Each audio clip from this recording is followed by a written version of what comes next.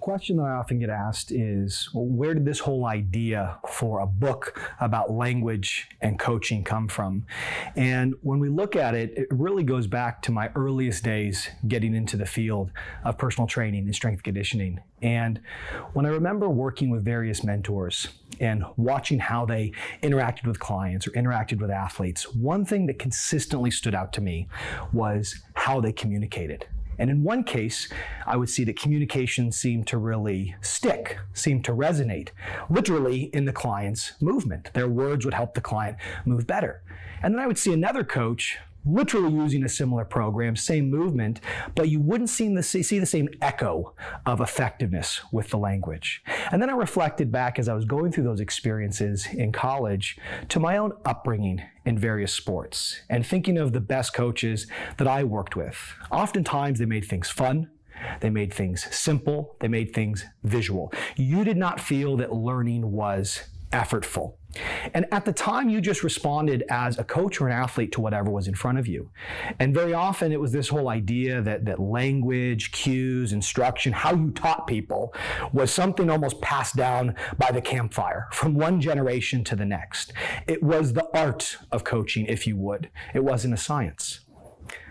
I put that idea away for a long time, but it always sat in the back of my mind. And inevitably, fast forward, I was working for a company called Athletes Performance, now known as Exos. And in 2009, I had my first opportunity to lead the NFL Combine development program there, which is quite an esteemed program. We would have some of the best up-and-coming athletes from Division I football who are going into the draft come through the program, and we had 8 weeks to help them go from zero to hero, so to speak, developing their 40, their 5-10-5, their L drill, all the physical qualities we get to watch on NFL Network when the players are at the NFL Combine in Indianapolis. And I was absolutely honored and excited to be running this program for the first time.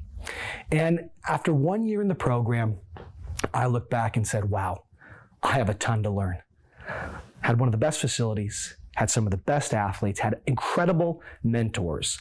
The programming and periodization was handed to me. What we were trying to do was right there in front of me. Yet I saw so many opportunities for improvement. I felt it. The hard part is I didn't know where the pulse was. I didn't know where to look because I was like, I can't point to the facility. I can't point to the caliber of athlete. I can't even point to the programming. What's the issue though? And inevitably, I went back to that 19-year-old guy and I said, hold on, let me go and put the mirror up here for a second. All I've ever focused on as a coach is what I do. The programming, the reps, the sets, the equipment, the next best exercise.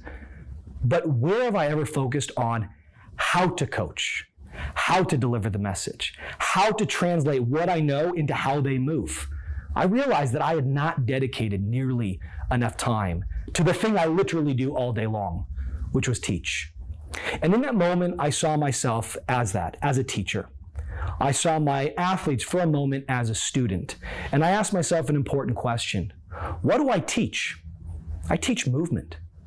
And that brought my attention back to this whole idea of motor learning. Literally the science of how to teach movement.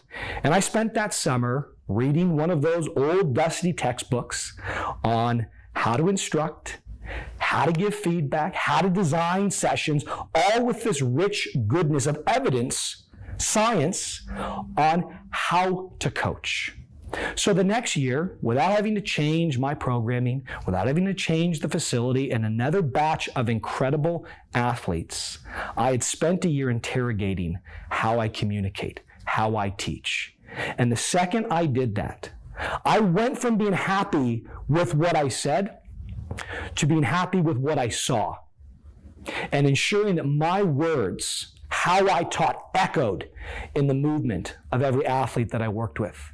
And it wasn't perfect in that next year or the following, but year on year, I continued to dedicate myself to the art and science of coaching, elevating how we coach to the same level as what we coach.